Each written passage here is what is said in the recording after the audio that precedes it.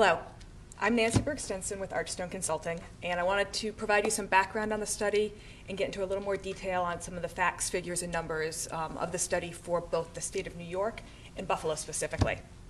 So last year, pharma was seeking to get an objective, independent view of the biopharmaceutical industry that would enable them to understand and measure the impact of the industry over a certain time period. Pharma commissioned Archstone Consulting, along with Dr. Lawton Burns, to do this study. Archstone Consulting is a strategy and operations firm based in Stamford, Connecticut, and Dr. Lawton Burns is a professor at the University of Pennsylvania and head of the Wharton School for Healthcare Management. In addition, the state of New York was interested in understanding the biopharmaceutical industry at the level of clusters or certain key areas within the state, and commissioned a sub-study for that as well. And so I'm going to discuss the results of both the national study and the New York study with you today. And if you want more details, the full report is available on our website at archstoneconsulting.com. So let me summarize, first talking about jobs. Nationally, in 2006, the U.S. biopharmaceutical industry provided for 686,000 jobs directly.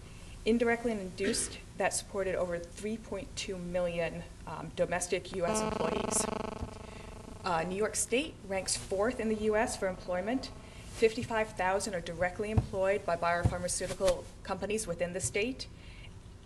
Within Buffalo specifically, as Nathan said, that is 4,600 direct biopharmaceutical jobs in the Buffalo area. Indirectly, it supports 130,000 employed in New York State, which is 10,000 in the Buffalo area. So biopharmaceutical companies in the Buffalo area support over 10,000 jobs. When you look at the split of jobs within New York State, we said there's about 55,000 employees in the state.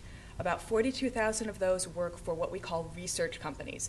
These are companies that are involved in basic research that's going to support medicines in the future, while the remaining about 13,000 work for what we deem manufacturing industries, and this includes full-scale biopharmaceutical industries that manufacture products. So it speaks to the split that New York is very research-intensive in the jobs that it supports today. From a growth rate perspective, what we wanted to see is how has the industry grown over the 10 years from 1996 to 2006. The industry grew about 3.1% in the state of New York. In comparison, the rest of the industries in the state grew at 1.4%. So it's more than double the growth rate of all the other industries in the state. At the end of the day, how did this contribute to GDP? Within the country, biopharmaceutical industry is responsible for $88.5 billion of GDP. New York contributed $29 billion of that, and Buffalo specifically $2 billion.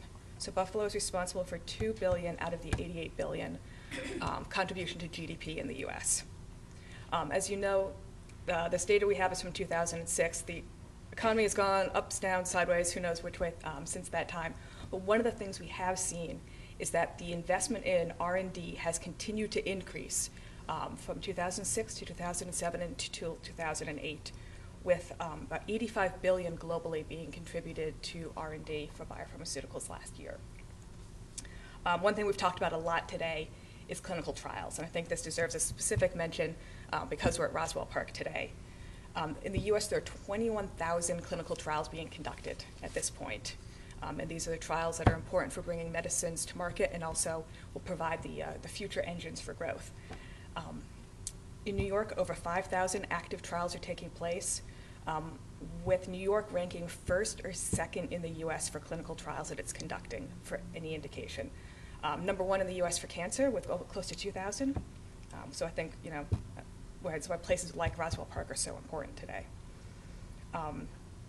Finally, let's talk about some of the money that's flowing into the state from R&D perspective. Pharmaceutical companies invested $1.8 billion in R&D last year. NIH awarded an additional $1.9 billion in the state.